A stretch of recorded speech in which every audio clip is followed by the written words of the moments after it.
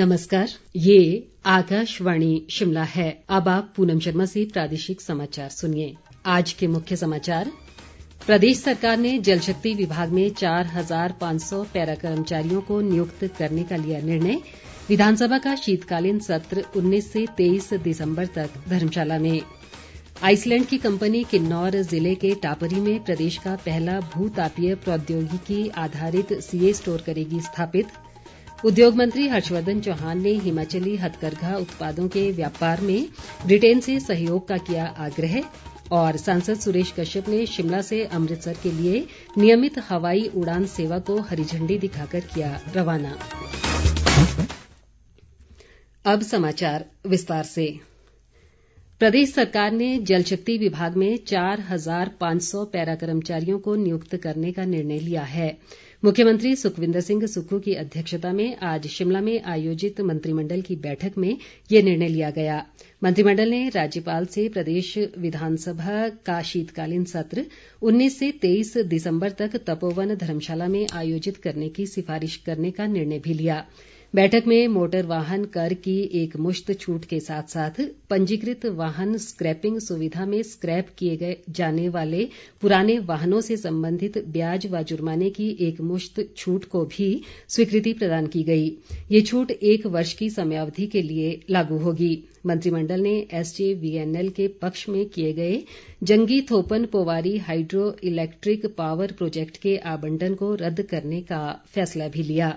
बैठक में प्रदेश में कार्यरत सहकारी समितियों को सशक्त बनाने के लिए हिमाचल प्रदेश सहकारी समितियां नियम 1971 में संशोधन करने को भी मंजूरी प्रदान की गई। बैठक में शैक्षणिक सत्र 2024-25 से प्रदेश के सभी स्कूलों में पहली कक्षा में प्रवेश पाने के इच्छुक विद्यार्थियों के लिए 6 वर्ष से अधिक आयु का मानदंड अपनाने को भी स्वीकृति प्रदान की गई। मंत्रिमंडल ने शिमला, चौपाल व कुल्लू के और अधिक क्षेत्रों को योजना क्षेत्र के तहत लाने की स्वीकृति प्रदान की ताकि असुरक्षित निर्माण कार्यों पर रोक लगाई जा सके। बैठक में आपदा प्रभावित परिवारों के लिए ग्रामीण क्षेत्रों में 5,000 रुपये और शहरी क्षेत्रों में 10,000 रुपये मासिक किराया देने की भी कार्योत्तर स्वीकृति प्रदान की गई। मंत्रिमंडल ने कर व कराधान निरीक्षक के 25 पद और बागवानी विकास अधिकारी के 10 पद भरने सहित अन्य महत्वपूर्ण निर्णय भी लिए।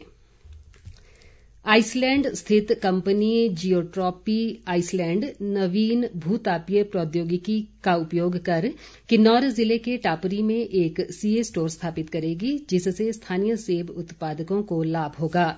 मुख्यमंत्री सुखविंदर सिंह सुक्खू की उपस्थिति में इस संबंध में राज्य सरकार और कंपनी के बीच आज शिमला में एक समझौता ज्ञापन हस्ताक्षरित किया गया। इस अवसर पर मुख्यमंत्री ने कहा कि 8 करोड़ रुपए की अनुमानित लागत के इस सीए स्टोर का भंडारण क्षमता 1,000 टन होगी। उन्होंने कहा कि राज्य सरकार इस परियोजना को साकार करने के लिए कंपनी को हर संभव सहायता प्रदान करेगी। मुख्यमंत्री ने उम्मीद जताई कि प्रदेश का पहला भूतापीय प्रौद्योगिकी आधारित सीए स्टोर 1 वर्ष की अवधि के भीतर पूरा हो जाएगा। उन्होंने कहा कि आने वाले समय में सतलुज घाटी क्षेत्र में और भी भूतापीय प्रौद्योगिकी आधारित सीए स्टोर स्थापित किए जाएंगे। इस अवसर पर उप मुख्यमंत्री मुकेश अग्निहोत्री सहित मंत्रिमंडल के सदस्य चंद्र कुमार, हर्षवर्धन चौहान, जगत सिंह नेगी, अनिरुद्ध सिंह और विक्रमादित्य सिंह भी मौजूद रहे। असम विधानसभा की याचिका समिति ने आज शिमला में सभापति तेराश गोवाला की अध्यक्षता में विधानसभा अध्यक्ष कुलदीप सिंह पठानिया से शिष्टाचार भेंट की। इस दौरान कुलदीप सिंह पठानिया ने उन्हें हिमाचल प्रदेश की ई विधान प्रणाली और विधानसभा के संचालन, क्रियाकलापों व आंतरिक कार्य प्रणाली के बारे में अवगत करवाया। उन्होंने हिमाचल की आर्थिकी, पर्यटन की संभावनाओं और सामरिक दृष्टि से महत्वपूर्ण स्थलों की जानकारी भी दी। विधानसभा अध्यक्ष ने प्रदेश में विधायकों को दी जा रही सुविधाओं और विधानसभा की कार्यप्रणाली सहित अन्य जानकारी भी साझा की। असम विधानसभा की याचिका समिति के सभापति तेराश गोवाला ने विधानसभा अध्यक्ष का विधायन विषय में ज्ञानवर्धन करने के लिए धन्यवाद किया। इसके साथ ही उन्होंने देश की प्रथम ई विधान प्रणाली को लागू करने के लिए पठानिया को बधाई दी और असम विधानसभा में इसे लागू करने में मार्गदर्शन करने का आग्रह किया। ये समिति 3 दिनों तक हिमाचल के प्रवास पर रहेगी। वरिष्ठ भाजपा नेता व पूर्व मुख्यमंत्री प्रोफेसर प्रेम कुमार धूमल ने आज हमीरपुर के भोरंज विधानसभा क्षेत्र के टाउन भराड़ी कस्बे में 70वें अखिल भारतीय सहकारिता सप्ताह के जिला स्तरीय समारोह में बतौर मुख्य अतिथि शिरकत की। इस अवसर पर उन्होंने कहा कि गांव के विकास में सहकारिता की बहुत बड़ी भूमिका होती है और वर्तमान समय में सहकारिता के क्षेत्र में बहुत काम बढ़ रहा है। धूमल ने कहा कि इसी के मद्देनजर प्रधानमंत्री नरेंद्र मोदी ने वर्ष 2021 में केंद्र में अलग से सहकार विभाग बनाया, जो पहले कृषि विभाग के अंतर्गत होता था। सहकारिता से जुड़े कर्मचारियों को प्रोत्साहित करते हुए उन्होंने कहा कि मुनाफा कमाने वाली सोसाइटी के शेयर होल्डरों और कर्मचारियों को भी फायदा होगा। चंडीगढ़ स्थित ब्रिटिश उप उच्चायुक्त कैरोलिन रोवेट के नेतृत्व में एक शिष्टमंडल ने आज शिमला में उद्योग मंत्री हर्षवर्धन चौहान से भेंट की। इस दौरान हिमाचल और ब्रिटेन के बीच व्यापार निवेश को प्रोत्साहन से संबंधित विभिन्न पहलुओं पर चर्चा की गई। इस अवसर पर हर्षवर्धन चौहान ने कहा कि ब्रिटेन व हिमाचल में समान मौसम व जलवायु को देखते हुए वहां प्रदेश में तैयार हथकरघा उत्पादों के लिए बेहतर बाजार विकसित हो सकता है। उद्योग मंत्री ने इस संदर्भ में कैरोलिन रोवेट से ब्रिटेन में एक व्यापारिक प्रतिनिधिमंडल भेजने में सहयोग का आग्रह किया। उन्होंने कहा कि कुल्लू में बने हथकरघा उत्पादों की ब्रिटेन में भारी मांग है और वहां की एक कंपनी भी कुल्लू में नई विनिर्माण इकाई स्थापित करने में निवेश कर रही है। इससे क्षेत्र में रोजगार के अतिरिक्त अवसर भी सृजित हो सकेंगे। सांसद सुरेश कश्यप ने आज शिमला के समीप जुब्बड़हट्टी हवाई अड्डे से शिमला से अमृतसर के लिए नियमित रूप से चलने वाली उड़ान को हरी झंडी दिखाकर रवाना किया। इस मौके पर सुरेश कश्यप ने कहा कि ये प्रदेश के लिए गर्व का विषय है कि दिल्ली से शिमला के बाद अब अमृतसर शिमला उड़ान सेवा भी शुरू हो गई है। उन्होंने कहा कि इससे हिमाचल में पर्यटन को बढ़ावा मिलेगा और जल्द ही इस हवाई अड्डे का विस्तारीकरण भी किया जाएगा। उन्होंने कहा कि ये शिमला हवाई अड्डे की लंबित मांग थी, जो कि अब पूरी हुई है। सुरेश कश्यप ने हवाई उड़ान सेवा को शुरू करने के लिए प्रधानमंत्री नरेंद्र मोदी, केंद्रीय सूचना व प्रसारण मंत्री अनुराग ठाकुर, भाजपा के राष्ट्रीय अध्यक्ष जगत प्रकाश नड्डा, केंद्रीय उड्डयन मंत्री और पूर्व मुख्यमंत्री जयराम ठाकुर का आभार जताया है।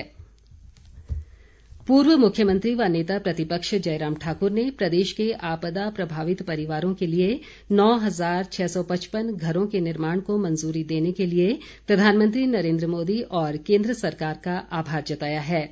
एक बयान में उन्होंने कहा कि केंद्र द्वारा 6,551 प्रधानमंत्री आवास हिमाचल को पहले ही दिए जा चुके हैं। जयराम ठाकुर ने कहा कि इतनी अधिक संख्या में आवासों को मंजूरी मिलने से आपदा प्रभावितों को बड़ी राहत मिलेगी।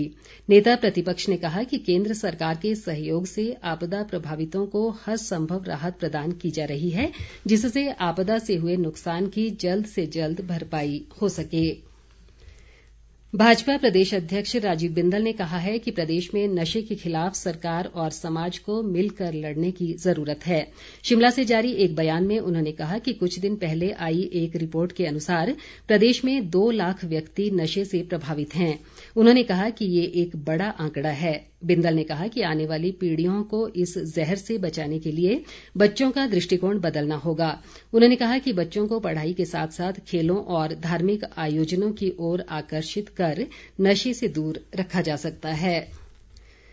प्रदेश भाजपा महामंत्री व विकसित भारत संकल्प यात्रा के प्रदेश प्रभारी त्रिलोक कपूर ने कहा है कि केंद्र की मोदी सरकार विभिन्न जन कल्याणकारी योजनाओं का लाभ समाज के अंतिम पायदान पर खड़े व्यक्ति तक पहुंचाने के उद्देश्य से कार्य कर रही है। धर्मशाला में आज पत्रकारों से बातचीत में उन्होंने कहा कि जागरूकता व जन भागीदारी बढ़ाने के उद्देश्य से भारत सरकार लगभग 2 माह तक देशव्यापी विकसित भारत संकल्प यात्रा के रूप में कार्य कर रही है। त्रिलोक कपूर ने कहा कि ये संकल्प यात्रा देश की 5,000 ग्राम पंचायतों और सभी शहरी निकायों में चलेगी। अंत में मुख्य समाचार एक बार फिर। प्रदेश सरकार ने जल शक्ति विभाग में 4,500 पैरा कर्मचारियों को नियुक्त करने का लिया निर्णय। विधानसभा का शीतकालीन सत्र 19 से 23 दिसंबर तक धर्मशाला में। आइसलैंड की कंपनी किन्नौर जिले के टापरी में प्रदेश का पहला भूतापीय प्रौद्योगिकी आधारित सीए स्टोर करेगी स्थापित।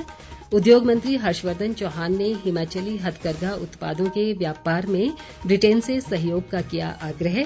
और सांसद सुरेश कश्यप ने शिमला से अमृतसर के लिए नियमित हवाई उड़ान सेवा को हरी झंडी दिखाकर किया रवाना। इसी के साथ ये समाचार बुलेटिन समाप्त हुआ। नमस्कार।